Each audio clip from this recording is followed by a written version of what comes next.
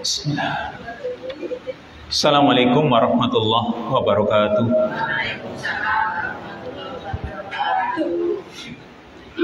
Innal hamdalillah nahmaduhu wa nasta'inuhu wa nastaghfiruh wa na'udzu billahi min syururi anfusina wa sayyiati a'malina. May yahdihillahu fala mudilla lahu wa may yudlil fala hadiya lahu.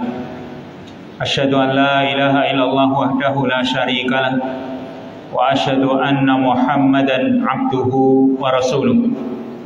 Allahumma salli wa sallim wa barik ala nabiyyika wa rasulika Muhammadin wa ala alihi wa ashabihi wa man sara ala nahjihi wa ihtada bihadihi wa istanna bi sunnatihi ila yaumil qiyamah.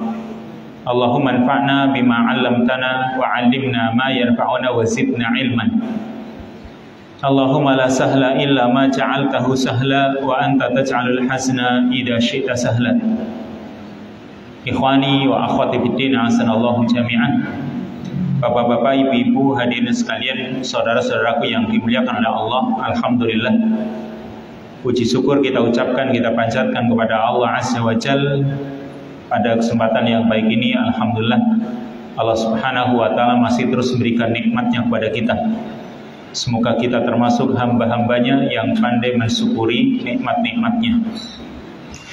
Masih kita kaji kitab Al-Khulasah fil Adabil Islamiyah, kitab yang menjelaskan tentang adab-adab dalam Islam.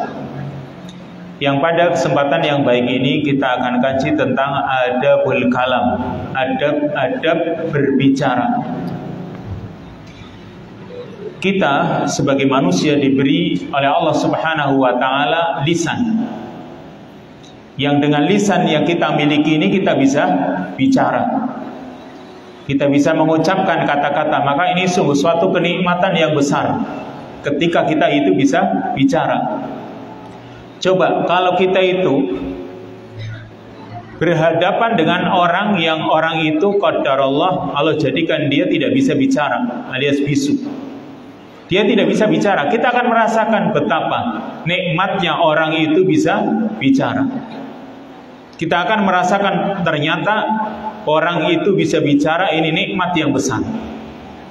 Makanya Allah Subhanahu wa ta'ala mengingatkan kepada kita bahwa Allah telah menciptakan lisan dan bibir ini supaya kita bisa bicara. Allah mengatakan dalam surat Al-Balad, alam naj'al lahu 'ainain wa lisana wa syafatain. Bukankah kami telah jadikan untuknya, untuk manusia, dua mata, wa lisana wa syafatain, dan juga lisan serta kedua bibir. Sehingga adanya lisan dan dua bibir ini kita bisa bicara. Yang dengan ini Allah Subhanahu wa ta'ala ajarkan kita juga supaya kita bisa bicara. Jadi kita telah diciptakan oleh Allah, diberi dalam penciptaan kita, diberi lisan dan dua bibir. Lalu juga Allah ajari kita supaya kita bisa bicara. Karena kalau cuma punya lisan saja dan dua bibir, belum tentu bisa bicara. Orang bisu juga punya lisan, kan gitu. Dia juga punya bibir. Jadi yang mengajari kita bicara juga Allah Subhanahu wa ta'ala. Makanya Allah mengatakan dalam surat Ar-Rahman, Ar-Rahman 'allamal Qur'an, khalaqal insan 'allamahul bayan.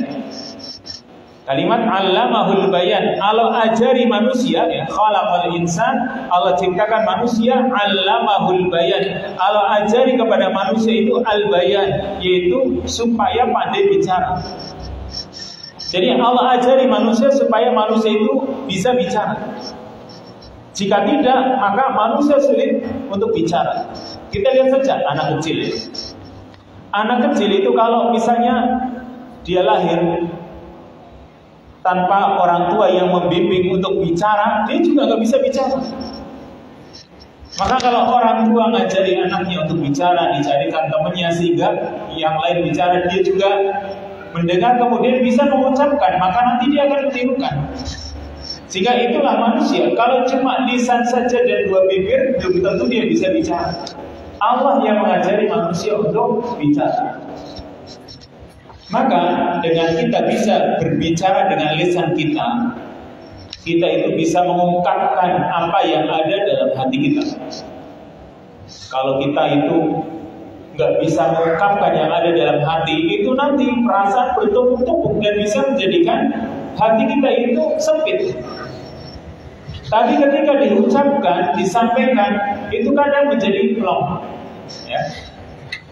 Bahkan yang namanya lisan ini juga bisa menjadikan adanya keimanan, adanya kekafiran karena sebab lisan. Maka kalau kita mengakui nikmat berbicara ini, maka tugas kita apa? Maka pertama tugas kita yaitu di sini poin yang pertama, syukru nikmatil kalam. Mensyukuri nikmat bisa berbicara. Jadi syukuri nikmat Allah ketika kita itu bisa bicara. Allah Ta'ala berfirman dalam surat Ar-Rum ayat yang ke-22. Wa min ayatihi khalqus samawati wal ardi wa ikhtilafu alsinatikum wa alwanikum inna fi dzalika laayatin lil 'alimin. Yang artinya wa min ayatihi khalqus samawati wal ardi, di antara tanda-tanda kebesarannya yaitu penciptaan langit dan bumi.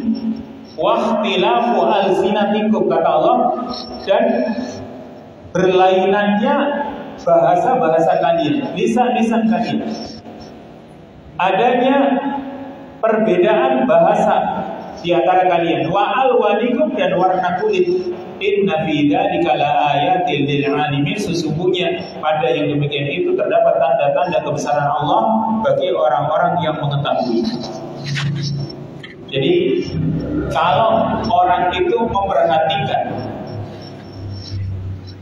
yang ada di sekitarnya atau mungkin yang jauh, orang-orang itu berbicara dengan bahasa masing-masing. Masing-masing daerah beda dengan daerah yang lain. Masing-masing negara berbeda dengan negara yang lain. Mereka bisa bicara dengan bahasa mereka masing-masing dan masing-masing saling bisa memahami. Padahal kalau kita misalnya mendengar orang di luar negeri itu ngomong, ini ngomong apa sih? Gak usah jauh-jauh. Barangkali orang yang ada di belahan Indonesia bagian timur atau mungkin barat sana, kita nggak paham ngomong apa sih mereka. Tapi mereka saling bisa memahami. Bahasa mereka itu beda-beda. Ketika mereka bahasanya beda-beda dan saling memahami satu sama lain, sungguh itu akan menjadikan kita, oh ternyata sebuah kenikmatan ketika orang itu bisa berbicara dengan bahasanya masing-masing. Di negara kita saja banyak. Di negara kita itu berpuluh-puluh bahasa dengan dialek yang juga masing-masing beda. Sama-sama bahasa Jawa, tapi ternyata dialeknya beda-beda, logatnya itu beda-beda. Bahkan sama-sama ini masih satu kabupaten. Kadang antara satu kecamatan dengan kecamatan yang juga beda. Ya, beda-beda. Coba, saya ketika kemarin, saya ke sini ngomongnya incir-incir, nggak paham incir-incir sih. Jadi ujung-ujung kan, beda.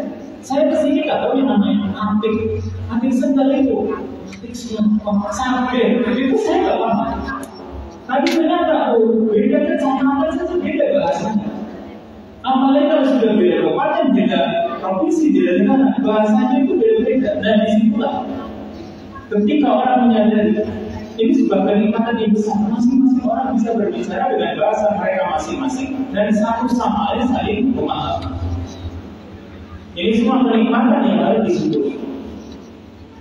Ya, kenikmatan untuk bisa berbicara dengan bahasa masing-masing ini harus disyukuri.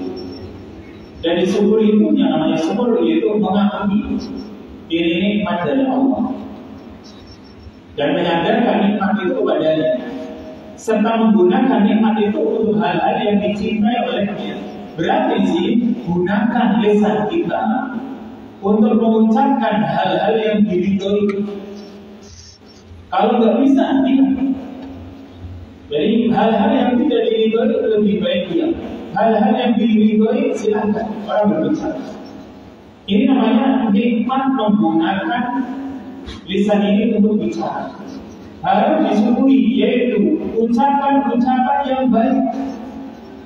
Makanya poin berikutnya ahsinil kalam.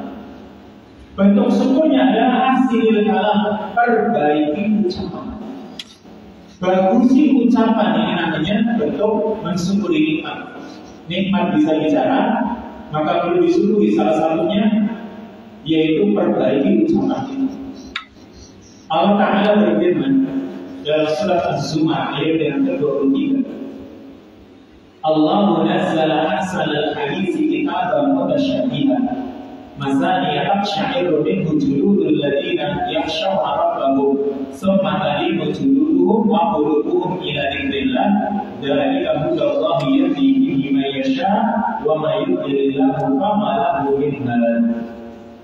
Yang artinya Allahu nazzala ahsanal hadits, Allah yang telah menurunkan sebaik-baik perkataan. Allah mengajari kita. Allah itu telah menurunkan sebaik-baik perkataan, yaitu kitab mutasyabihat, berupa kitab yaitu Al-Quran yang mutasyabihan, ayat-ayatnya serupa, masaniya serta berulang-ulang, taqsha'iru minhu juludul ladzina yakhshawna rabbahum, yang karenanya kulit-kulit orang-orang yang takut kepada Rabb-nya sampai gemetar. Jadi kalau orang memahami ayat Al-Quran, itu kulitnya sampai keriting. Kalau orang memahami sih, semua tadi juluduhum, kemudian dari keriting ini, tadi juluduhum, ya, kulit mereka itu lembut. Wa qulubuhum, dan hatinya, jadi dari kulit yang keriting, hati itu ikut lembut. Jadi masuk ke dalam hati, dan hati itu jadi lembut. Ini Quran. Wa qulubuhum ila dzikrillah dzalika hudallahi yahdi bihi man yasha'. Itulah petunjuk Allah yang Allah berikan petunjuk pada orang yang Dia kehendaki. Wa may yudlilillahu fama lahu min had. Barang siapa yang Allah sesatkan, maka tidak ada seorang pun yang bisa memberikan petunjuk kepadanya.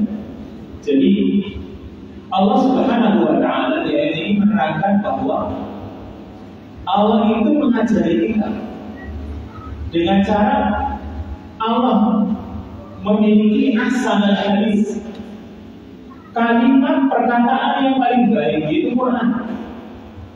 Yang ternyata kalau perkataan baik ini punya pengaruh yang besar untuk kemaslahatan manusia, untuk kebaikan manusia. Maka bagi manusia, ya, kalau mengambil dari Quran lalu masuk ke hati dan hati itu menjadi bersih, ya, maka kalau kata-kata itu keluar dari hati yang bersih, akan lebih terkendali kata-katanya. Keluar dari hati yang bersih, kata-kata yang keluar dari hati yang bersih, maka kata-kata itu akan lebih terkendali. Makanya kita itu sebelum berbicara kita pikirkan terlebih dahulu, kira-kira manfaat atau tidak, ini ucapan baik atau tidak. Ini sebelum berucap, supaya apa? Supaya kalimat itu keluarnya juga baik. Dari hati yang baik, dari hati yang bersih, keluarnya juga kata-kata yang bersih dan baik. Makanya sampai Al-Imam Al-Bukhari berkata, "Babul ilmi qabla al-qawli wal amal." Berilmu sebelum berucap dan beramal. Jadi ilmu itu dari berucap. Kalau kebanyakan kita ucapin dulu, nanti dipikir kita ucapkan apa, ini kesalahan. Kalau kata-kata itu keluar dari pikiran yang baik, insya Allah itu akan bermanfaat. Contohnya Quran. Al-Quran dari Allah Subhanahu wa Ta'ala. Ya. Al-Quran itu dari Allah sehingga itu merupakan perkataan yang paling baik dan paling bermanfaat. Makanya kita diberitakan oleh Nabi SAW, "Qul khairan aw yasmut," katakan yang baik, atau kalau tidak diam. Ya. Ini kata Allah masih berfirman di ayat yang lain, surat Az-Zumar ayat yang ke-17 dan 18. Allah mengatakan, "Walladzina ijtanibut taghut walladzina ijtanibut taghut an ya'buduha wa anabu ila Allah lahumul busyra fabashshir ibad alladzina yastami'una al-qawla fayattabi'una yattabi'una ahsana ulaika alladziina hadahumullah ulaika hum ulul albab. Kata Allah, walladzina ijtanabu taghut, dan orang-orang yang menjauhi taghut, yaitu sesembahan selain Allah, an ya'buduhu, untuk tidak menyembahnya, wa anabu ilallah, dan kembali kepada Allah, lahumul busyra, kata Allah, mereka akan mendapatkan berita gembira. Fabasyir ibad, maka sampaikan berita gembira kepada hamba-hambaku. Siapa mereka yang dikatakan hamba-hamba Allah, yang Allah akan sampaikan berita gembira kepada mereka?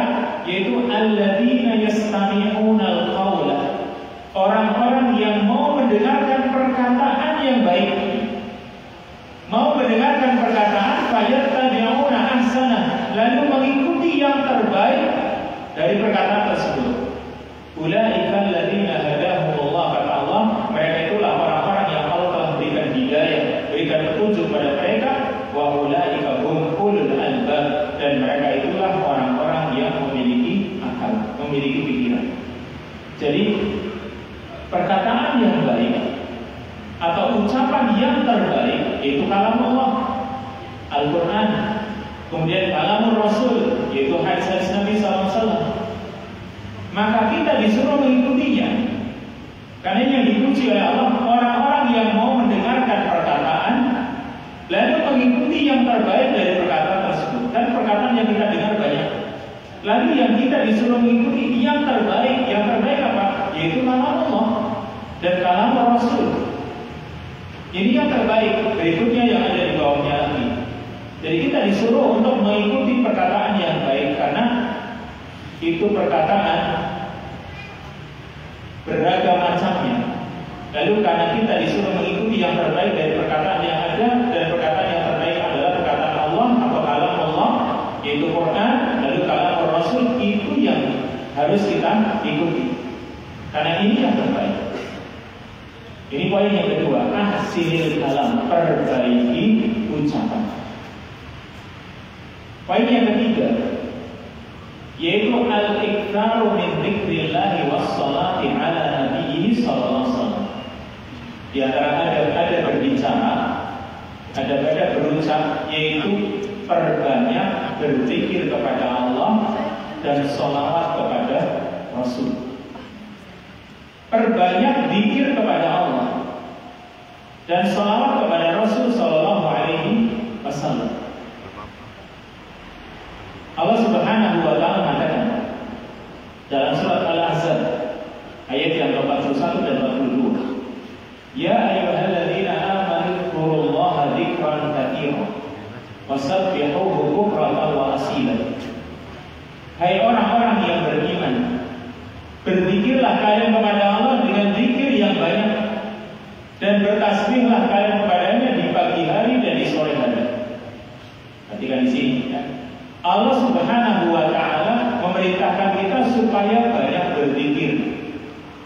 Dan Allah janjikan pahala yang besar, sebagaimana Allah katakan di ayatnya juga dalam surat Al-Ahzab, "Wadzakirin Allah katsiran wadzakirat a'adda Allahu lahum maghfiratan wa ajran 'azima."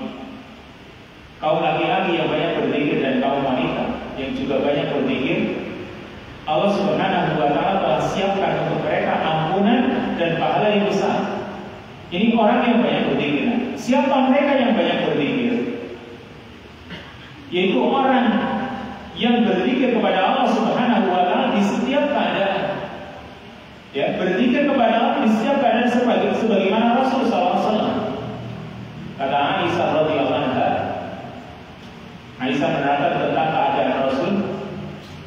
Karena Rasulullah SAW yadhkurullaha ala kulli ahyanihi. Rasul itu berzikir kepada Allah setiap keadaannya. Ini Rasul. Dalam keadaan apapun beliau berzikir. Ibaratnya seperti ayat yang ada dalam surat Al-Imran, ya.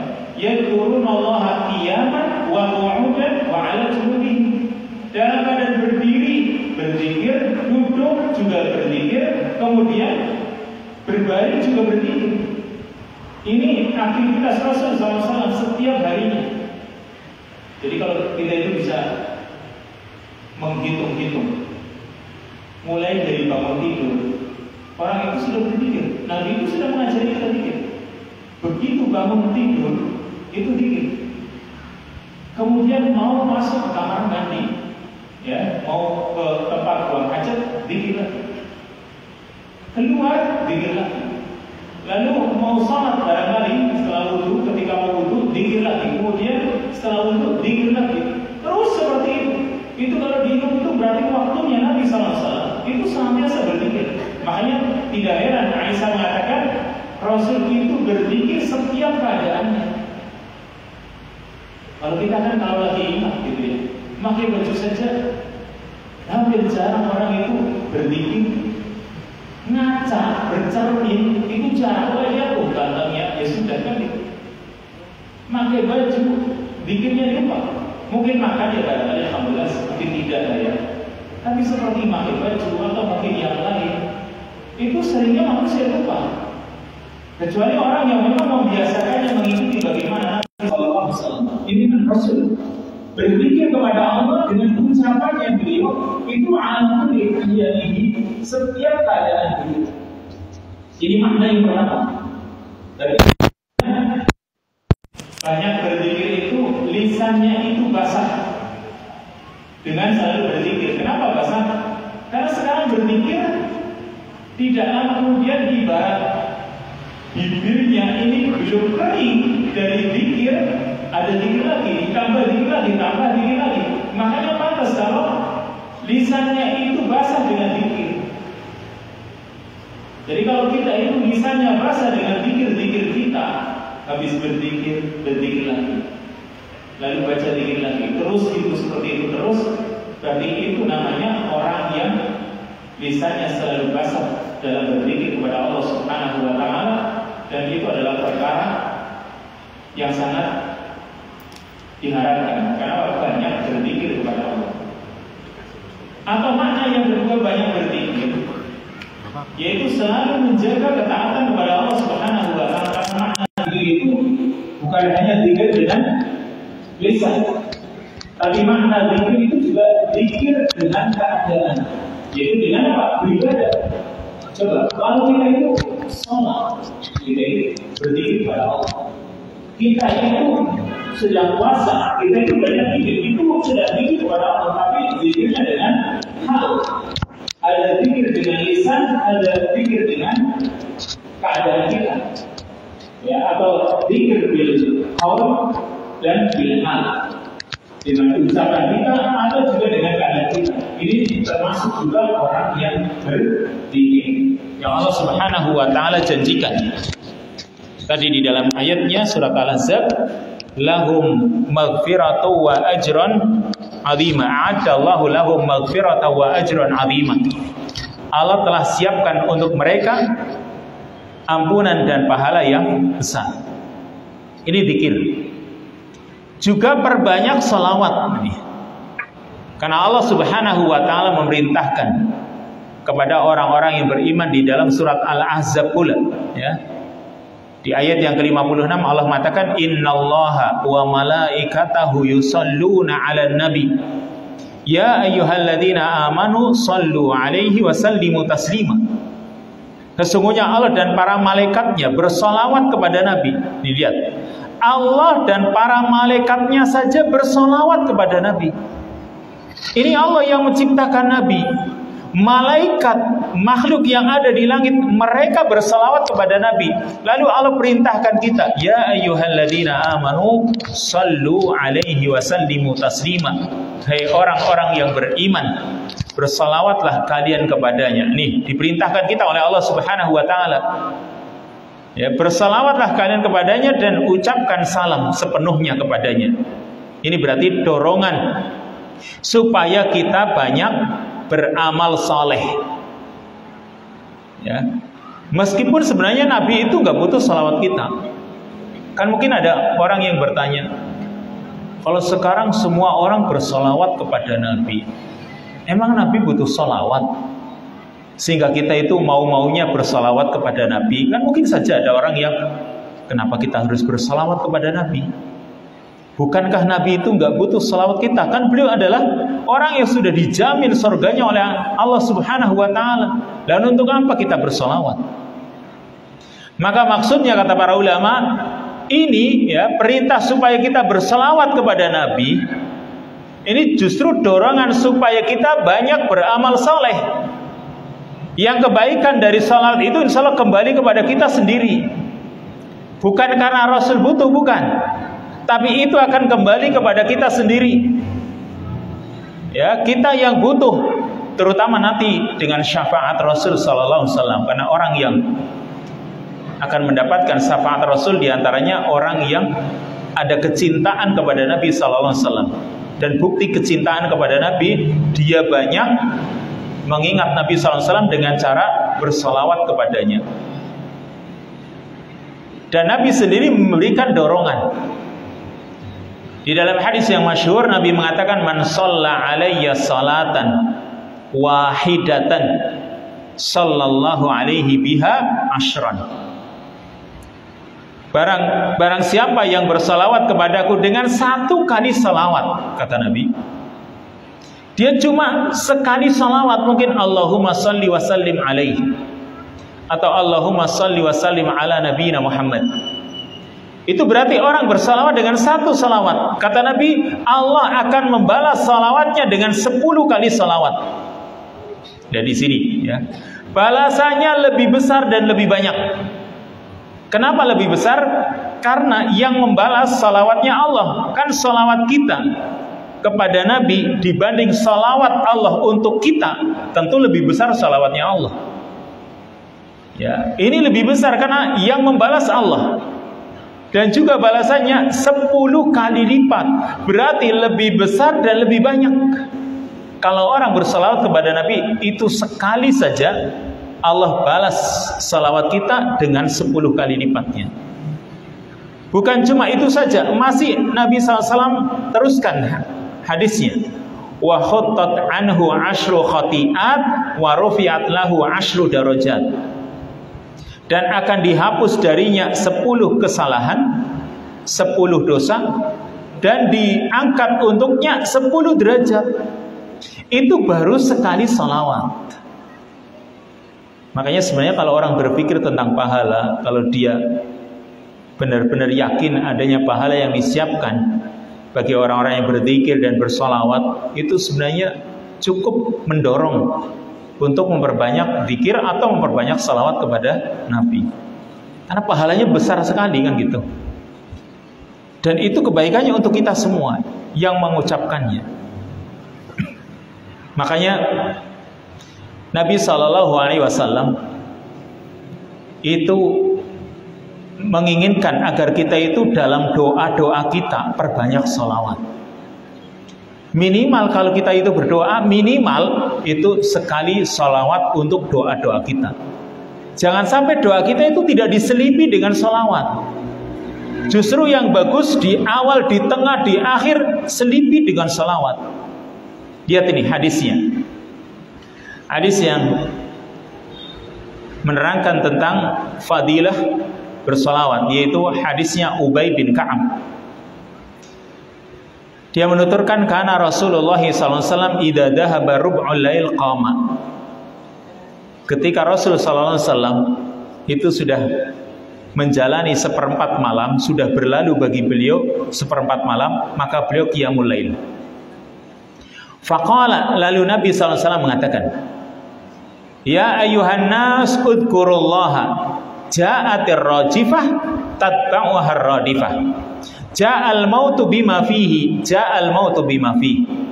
Kata Nabi SAW, ayyuhan nas, wahai manusia, berzikirlah kalian kepada Allah, ingatlah kepada Allah. Ja'atir rajifah, karena akan datang tiupan sangkakala, malaikat Israfil yang pertama.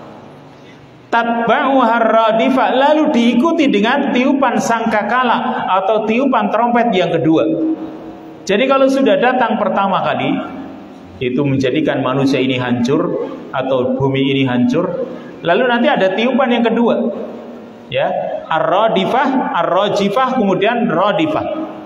Tiupan yang pertama tiupan menjadikan semua manusia ini atau semua alam semesta ini hancur. Kalau yang mengatakan 3 tiupan, karena beda pendapat para ulama tentang tiupannya malaikat Israfil ketika meniup trompet atau sangkakala. Ada yang mengatakan 2, ada yang mengatakan 3. Yang mengatakan 3 yaitu tiupan yang pertama, tiupan yang membuat manusia dan makhluk yang ada di bumi ini serta yang ada di langit kaget semuanya. Ya, ini tiupan pertama, semuanya terkejut. Yang kedua, semuanya hancur. Yang ketiga, semuanya bangkit. Tapi ada yang mengatakan cuma 2, yaitu ar-rajifah lalu radifah. Yang pertama, tiupan hancurnya dunia ini, lalu tiupan yang kedua, tiupan Allah jadikan semua manusia bangkit dari alam kuburnya. Ja'al mautu bima fi, kata Nabi, datang kematian dengan apa yang ada di dalamnya. Ja'al mautu bima fi, datang kematian dengan membawa apa yang ada di dalamnya. Nah, ketika mendengar kalimat ini, sahabat Ubay bin Ka'ab bertanya kepada Nabi SAW, ya Rasulullah, inni uksirus salata alaik. Wahai Rasul, kalau engkau perintahkan kami supaya banyak berzikir, aku banyak salawat. Kata Ubay bin Ka'ab, inni uksirus salata alaik, aku banyak bersalawat kepadamu wahai Rasul. Fakam aj'al laka minha, berapa yang aku jadikan salawat untukmu dari doaku? Maksudnya prosentasenya berapa ini? Karena saya sering berdoa juga, berzikir kepada Allah. Nah, prosentase berzikir, berdoa dengan bersalawat itu seberapa? Ya, berapa prosentase salawat yang aku masukkan dalam doaku? Kata Nabi, masyita, terserah kamu. Qala, maka Ubay bin Ka'ab mengatakan ar-rubu, 1/4 wahai Rasul. Nabi pun mengatakan masyita, terserah. Jadi kalau kita itu misalnya ya, kita itu berdoa. Misalnya doa kita nggak usah jauh-jauh, 5 menit. Ini misal. Doa kita duduk berdoa 5 menit. Maka jadikan dalam zikir kita, dalam doa kita, itu penuhi dengan salawat. Di sini kata Ubay bin Ka'ab, kalau begitu aku jadikan bersalawat kepadamu dalam doaku 1/4. 1/4 doanya diisi dengan salawat. Kata Nabi, masyita, terserah kamu. Wa in zitta fahuwa khairun. Kata Nabi, jika kamu tambah, maka itu lebih baik. Qala, maka Ubay pun mengatakan an-nisfu, kalau begitu setengah wahai Rasul. Kata Nabi, qala masyita, terserah. Wa in zitta fahuwa khairun, kalau kamu tambah, maka itu lebih baik. Qala, maka Ubay bin Ka'ab pun mengatakan sulusain wahai Rasul, kalau begitu 2/3. Kata Nabi, masyita, terserah. Wa in zitta fahuwa khairun, kalau kamu tambah itu lebih baik. Qala ya Rasulullah aj'aluha kullaha lak. Wahai Rasul, kalau begitu aku jadikan semua doaku itu isinya salawat kepadamu. Ya, di sini doa diisi dengan salawat. Sih gimana?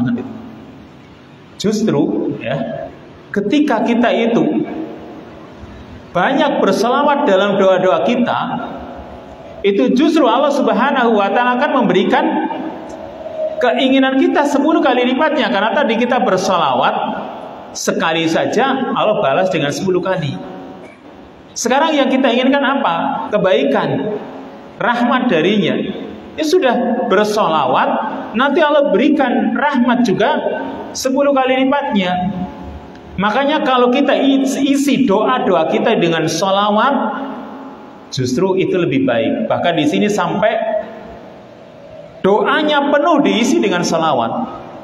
Bahkan Nabi sampai mengatakan, idan tukfa ma ahammak wa yufar laka dambak, wa yufar laka dambuk. Jika demikian, tukfa ma ahammak, akan dicukupi kamu itu dari perkara-perkara yang menyusahkanmu dan diampuni semua dosa-dosamu. Dan di sini dorongan dari Nabi SAW. Jadi kita itu kadang sudah banyak doa, salawatnya ngirit banget, cuma sekali. Bahkan kadang lupa tidak salat, sih gimana? Lihat di sini, Ubay bin Ka'ab itu mengisi doanya awalnya separuh dari doanya diisi salawat. Ternyata oleh Nabi disuruh menambah sampai akhirnya sepenuh doanya isinya salawat. Jadi jika semua waktu berdoanya kita digunakan untuk salawat, ya, untuk salawat kepada Nabi SAW, maka kita akan dicukupi dari semua keinginan-keinginan kita nih. Idzan tukfa ma ahammak, dicukupi semua keinginan-keinginan kita, dan juga diampuni dosa-dosa kita baik di dunia maupun di akhirat nanti. Ini kan sungguh suatu dorongan bagi kita untuk memperbanyak salawat. Terutama jangan lupa dalam doa-doa kita. Sehingga para ulama itu menganjurkan yang terbaik, tingkatan terbaik doa yang kaitannya dengan salawat itu dari yang paling baik itu di awal sebelum doa salawat, di tengah-tengah doa salawat, di akhir juga salawat. Tingkatan bawahnya hanya awal dan akhir.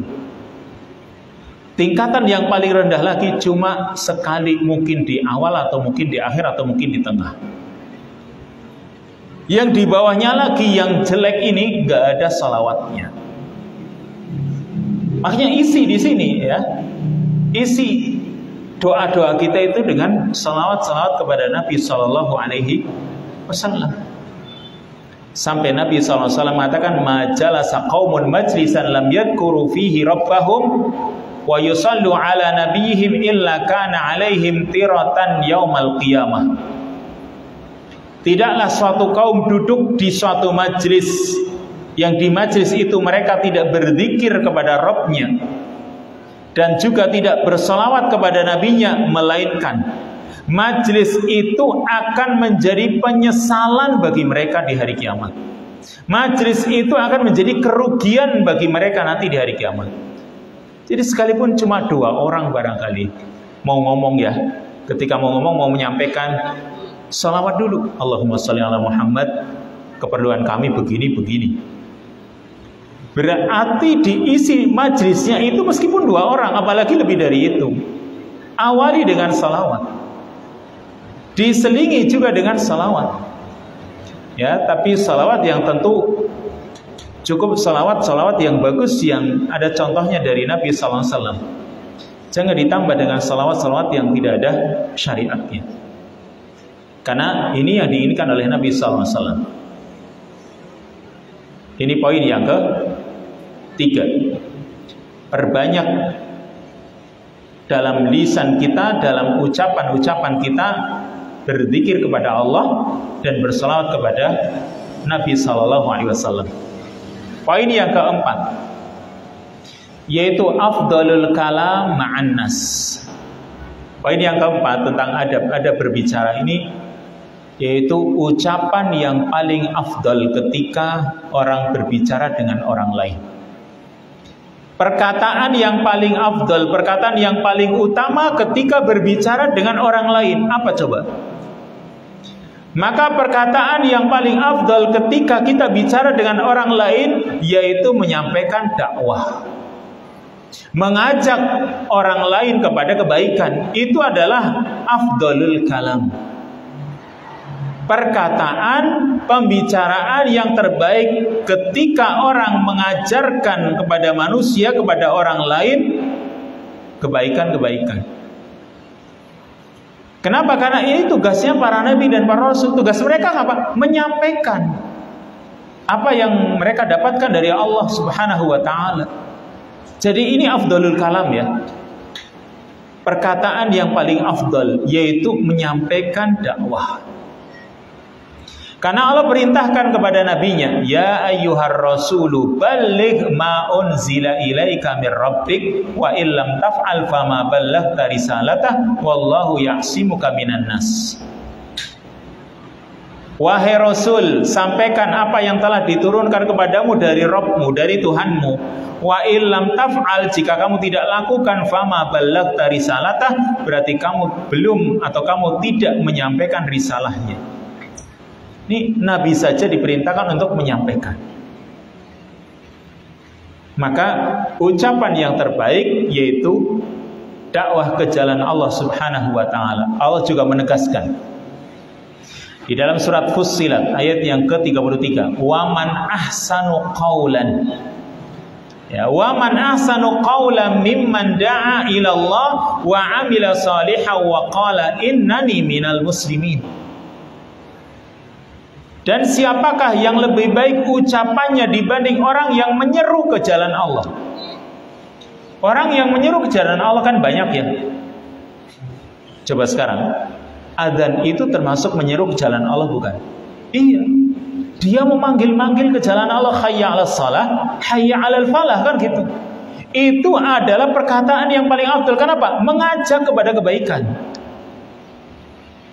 Maka itu termasuk ahsanu qaulan. Termasuk ketika mengajari orang lain perkara-perkara yang bermanfaat. Jadi orang yang berdakwah, insya Allah kalau dia menyadari pahala yang besar yang sudah menanti dirinya, itu akan terdorong pula. Kenapa? Dia akan mendapatkan pahala yang besar sebanyak pahala orang-orang yang mengikuti apa yang dia sampaikan. Makanya Nabi SAW itu pahalanya paling besar. Karena beliau adalah pionirnya umat ini. Beliau adalah yang paling pertama dari umat ini. Wa ana awwalul muslimin, disebutkan dalam ayat. Aku adalah orang muslim pertama ini. Nabi disuruh mengucapkannya kepada manusia. Maka yang mengikutinya sebanyak itulah yang akan didapatkan. Kalau yang mengikutinya banyak, berarti yang pahala yang dia dapatkan juga sebanyak orang yang mengikutinya. Dan sekarang kalau kita itu cuma sekedar menunjukkan kepada kebaikan, kita barangkali nggak bisa melakukannya. Karena banyak udzur, banyak alasan. Tapi kita cuma ngajak orang lain dan orang lain melakukan kebaikan tersebut, maka kita dapat pahalanya. Karena Nabi mengatakan, man dalla ala khairin falahu mislu ajri fa'ilihi. Orang yang menunjukkan orang lain kepada kebaikan, dia akan dapatkan pahala seperti orang yang melakukannya. Padahal dia cuma menunjukkan, tapi sebenarnya dia berusaha untuk melakukan, cuma nggak mampu. Nah, dia ngajari bagaimana haji yang benar, sementara dia nggak bisa menunaikan ibadah haji, ya sudah. Tapi dia ajarkan, kan gitu. Maka boleh-boleh saja, karena dia nggak bisa melakukannya dan tidak bisa melakukannya karena memang alasan-alasan yang syar'i.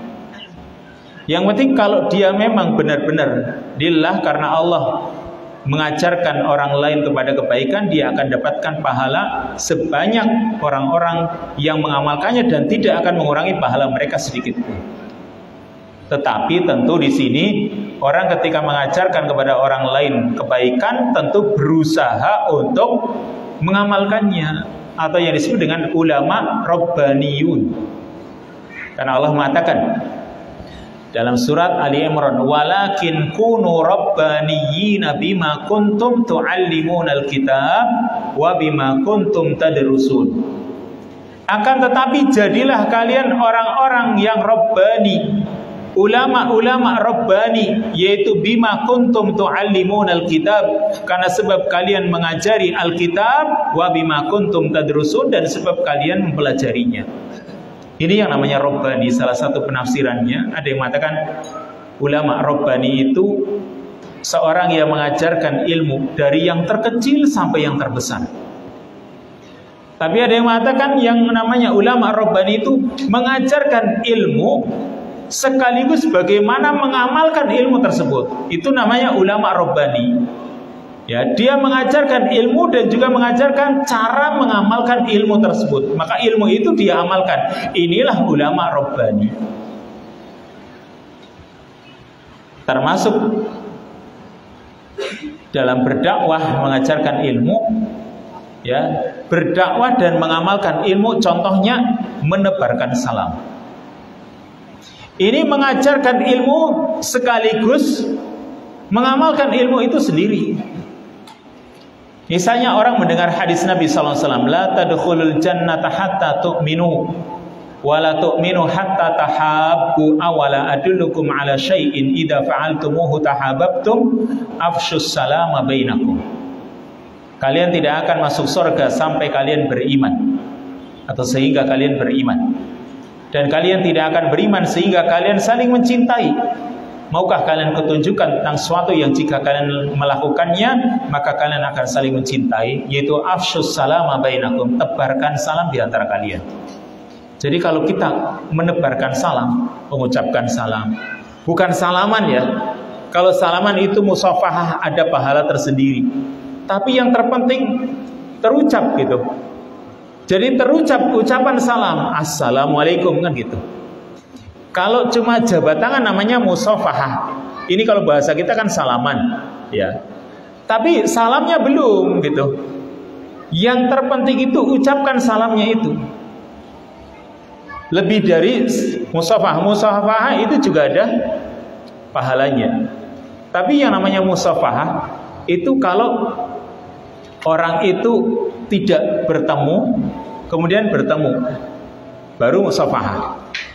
Tapi kalau salam, sekarang salam, pisah sedikit, ketemu lagi, salam lagi, kan gitu. Terhalang oleh pohon, ketemu lagi, salam lagi. Tapi kalau musafahah tidak, sudah ketemu, ya sudah salaman atau berjabat tangan. Berjabat tangan itu ketika ketemu. Kalau pisah ketemu lagi ya nggak perlu. Tapi kalau salam tidak, salam itu dianjurkan untuk terus-menerus, ketika pisah ketemu lagi, salam lagi. Hanya terhalang oleh tiang barangkali atau rumah, ketemu lagi, ya salam lagi.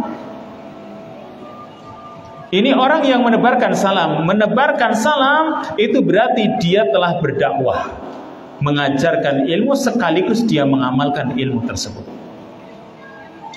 Satu lagi poin yang ke-5, yaitu hifdzul lisan anil batil. Dan ini pembahasan yang sangat panjang, tapi sedikit di sini.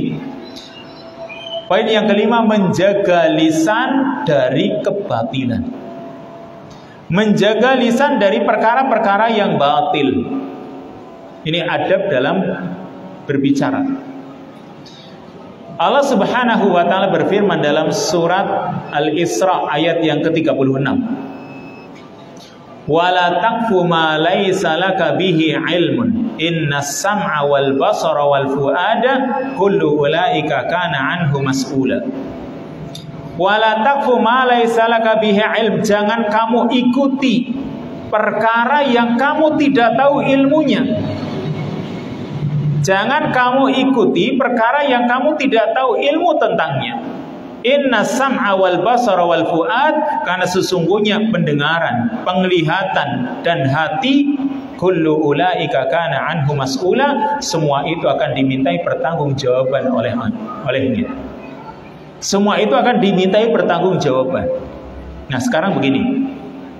Berbicara ya.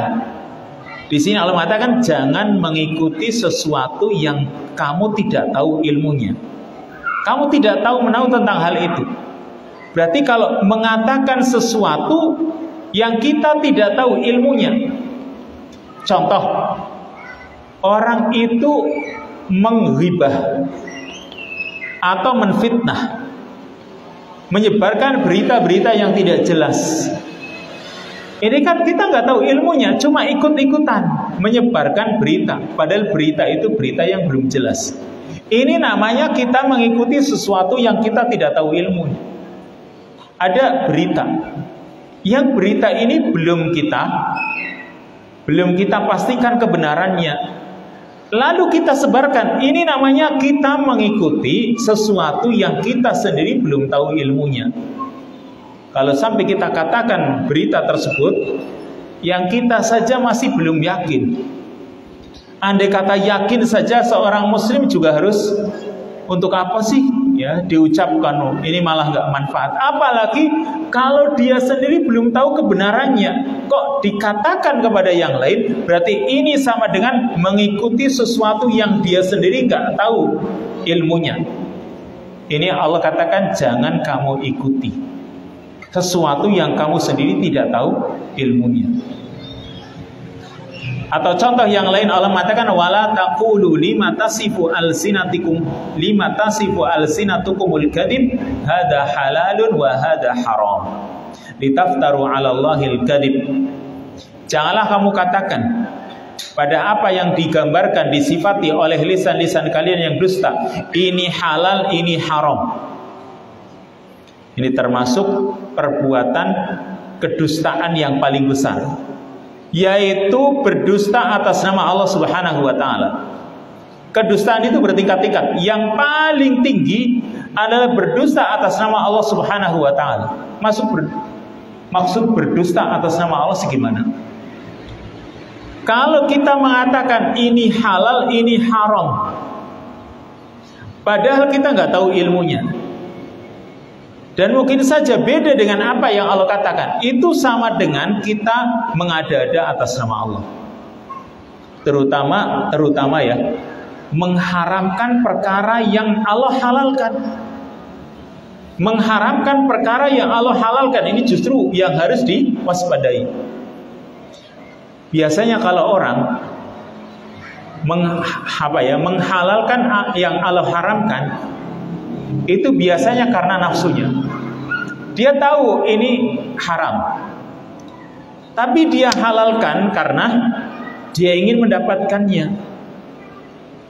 Tapi sebenarnya tahu dia ini haram, tapi dia anggap halal. Ini biasanya karena pengaruh nafsunya atau hawa nafsunya. Tapi kalau ini perkara yang halal kok diharamkan, kan aneh ya. Perkara yang Allah halalkan kok diharamkan, ini berarti ada fitnah syubhat yang ada pada dirinya. Dan ini lebih bahaya. Kalau sampai orang mengharamkan apa yang Allah halalkan, ini lebih parah dibanding menghalalkan apa yang Allah haramkan. Karena yang mendasarinya ini salah ilmu. Kalau sampai mengharamkan apa yang Allah halalkan, contoh yang dilakukan oleh para rohbaniyun di zaman ahli kitab, yaitu mereka, para pendeta, para pastor dan lainnya, mereka itu mengharamkan atas diri mereka menikah. Padahal menikah itu perkara yang halal, tapi mereka mengharamkannya. Ini kan berarti salah jalur, salah ilmunya. Wong perkara yang dihalalkan, kenapa kok mereka haramkan? Karena berarti salah ilmu, ya. Dan salah ilmu itu lebih parah dibanding kalau cuma nafsu.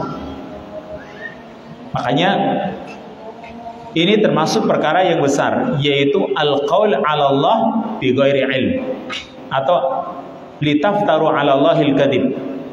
Berdusta atas nama Allah Subhanahu wa taala. Bahkan para ulama mengatakan berdusta atas nama Allah lebih besar daripada syirik. Kenapa? Karena kalau orang melakukan perbuatan syirik, misalnya dia menyembah sesembahan selain Allah, maka dia tidak menganggap dirinya itu sebagai Tuhan. Tapi kalau orang dia membuat hukum yang hukum itu bertentangan dengan hukum Allah, ini kan namanya dia menganggap dirinya itu hebat, dirinya itu bisa mengatur. Padahal yang mengatur itu urusannya Allah. Dia membuat hukum halal haram semaunya dia. Ini seolah-olah dirinya menyamakan dirinya dengan Allah. Kalau yang namanya syirik tadi menyamakan sesembahan selain Allah dengan Allah, tapi tidak menyamakan dirinya. Dia menganggap sesembahan selain Allah punya kekuatan, disamakan dengan Allah. Ini syirik, ya. Tapi sekarang orang menganggap dirinya sama dengan Allah. Kenapa? Karena dia merasa bisa membuat hukum, dia bisa membuat aturan, sehingga seolah-olah menyamakan dirinya dengan Allah. Dan ini lebih parah. Maka ini termasuk perkara yang harus dijauhi dalam urusan menjaga lisan.